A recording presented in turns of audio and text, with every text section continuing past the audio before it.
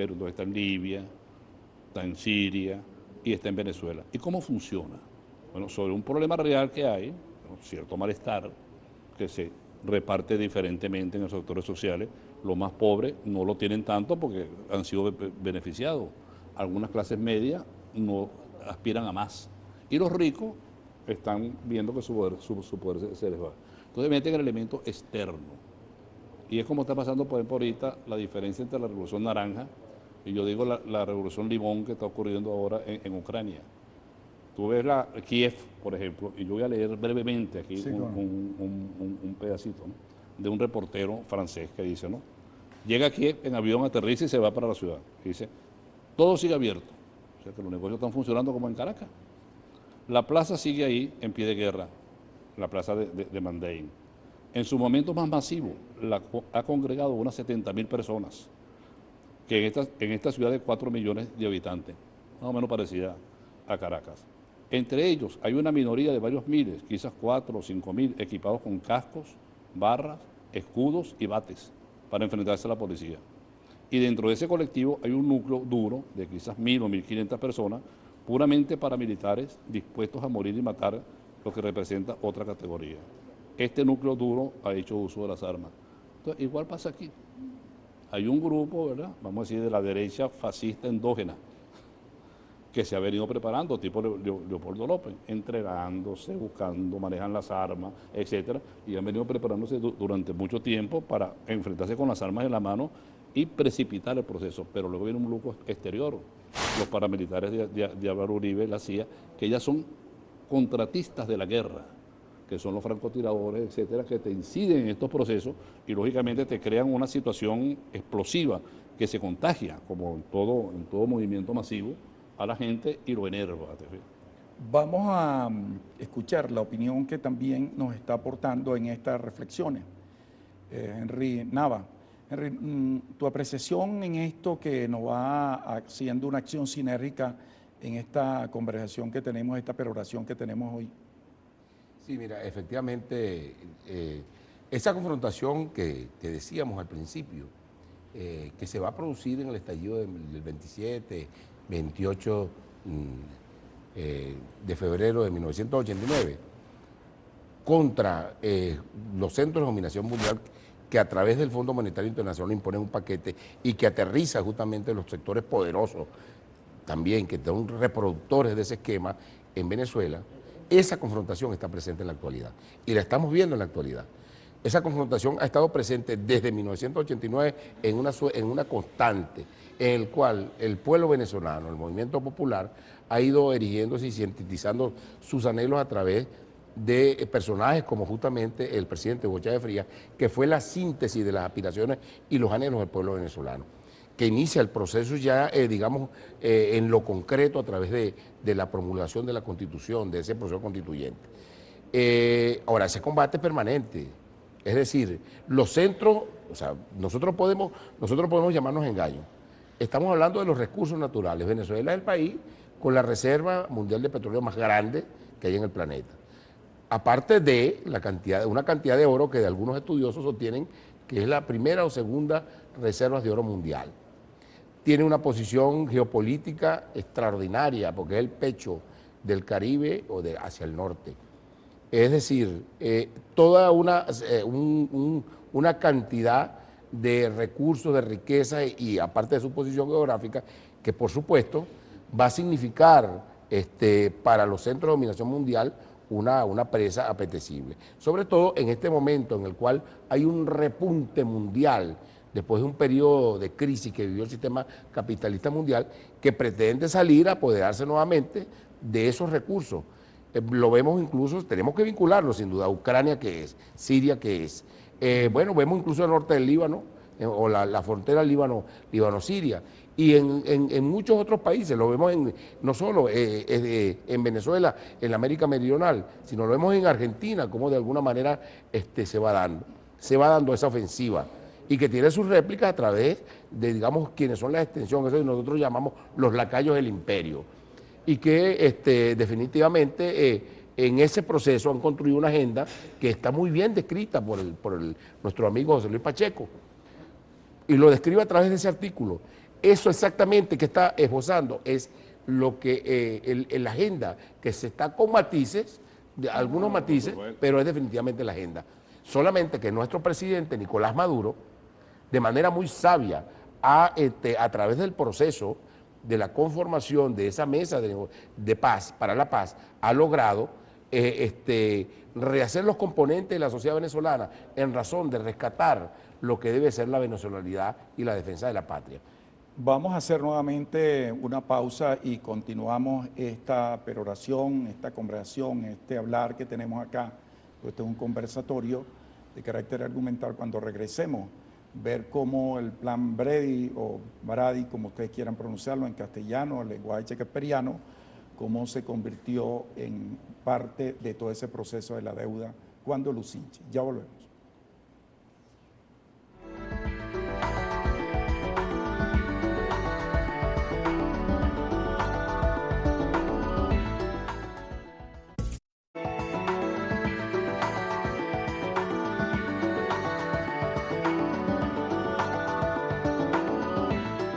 Esto tiene que ser un diálogo de la sociedad, toda la sociedad,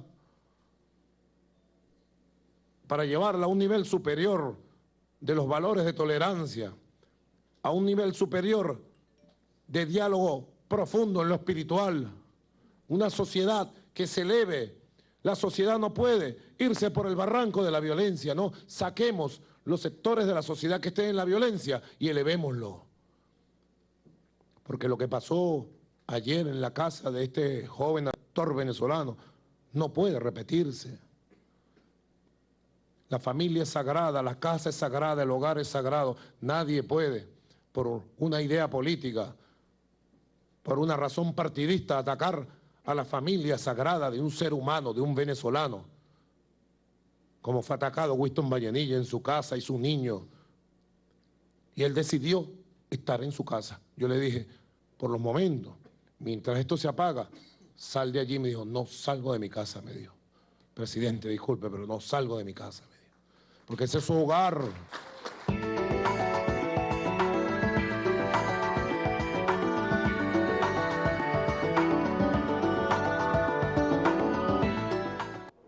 Bueno, continuamos acá y seguimos intentando, como dice Cavilar, profundizar en la medida que nos permite el tiempo en televisión. José Luis Pacheco.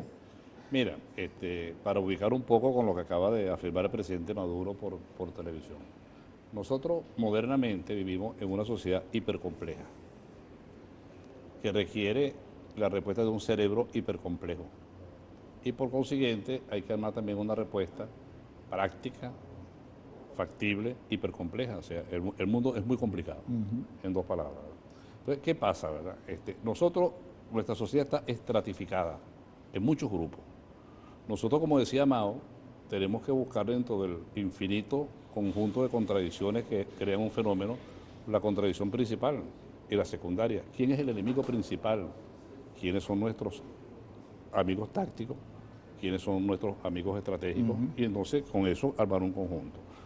Entonces, lo que ha hecho Maduro, ¿verdad? Pienso yo, presidente Maduro, perdón, de llamar a un diálogo precisamente que tiene que ser hecho en base a la sinceridad, sobre todo de parte nuestra, de plantear los problemas con total y absoluta claridad y de manejar como dos elementos, ¿no? Uno sea el interno, de clarificarnos nosotros internamente, ¿verdad?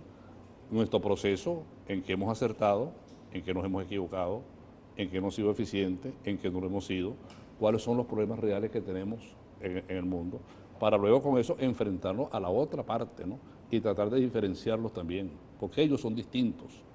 Y tratar de aislar a estos grupos precisamente, paramilitares, totalmente alienados, ¿no? Porque vivimos en una sociedad alienada, o sea, con anomia, fíjate, que pasa inclusive, a mí me ha sucedido, yo soy una persona de clase media, pues, y a veces voy donde un médico de clase media, que es un súper especialista, ¿no? Y cuando saben quién soy yo, porque más o menos por alguna razón lo conocen a uno, al final de la consulta te buscan de alguna manera la conversación. Y ese médico que es ilustrado, que tiene posgrado, que ha hecho yo no sé qué cosa, ¿cómo te reacciona? Igualito a lo que sale en la televisión. Es que el país se está cayendo, es que ese abastecimiento, es que los anaqueles, la misma cosa. Y es una persona que tiene anomia, el tipo no piensa. no piensa sencillamente. Entonces tú tienes que tratar de llevarlo de alguna manera a términos de reflexión, porque el tipo no es que es bruto, el tipo tiene capacidad para pensar, pero no piensa. Y eso es lo que le sucede a la oposición en general. Y tenemos, no que dividirla, porque esa no sería la palabra, porque suena como maluco, sino llevarlo a sus justos términos, que cada quien se defina realmente de acuerdo a sus verdaderos intereses, porque todos ellos son venezolanos, todos vivimos aquí. Y en este mundo, ¿verdad?, que nos quieren llevar, que sería como un mundo sin orientación, un mundo donde nadie sabe para dónde va, ni de dónde viene. Bueno, es un país que está perdido, es un país que va a estar consumido eternamente en una crisis.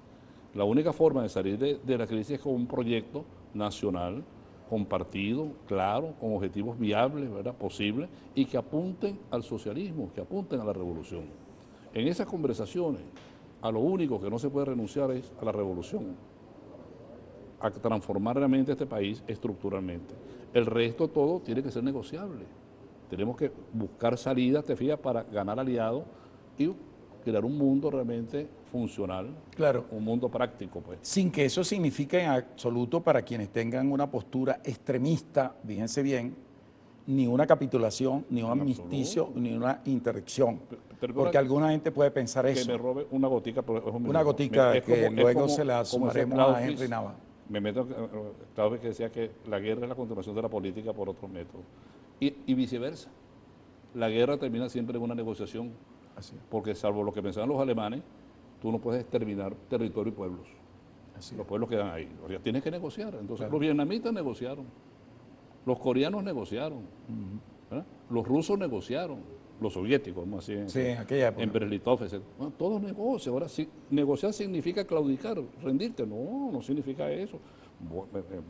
Buscar vericuetos para sobrevivir y para avanzar, porque también tú tienes que avanzar con el contrario, sobre todo en los problemas nacionales. Eso Así es lo que es. quería agregar el compañero. Henry lo Nava. sabe lo sabe mejor que yo. Bueno, sí, efectivamente, una de las cosas de la negociación también tiene que ver con la posición desde donde se negocia. No es lo mismo negociar desde el suelo que de pie, negociar de rodillas, precisamente en el arte de la guerra.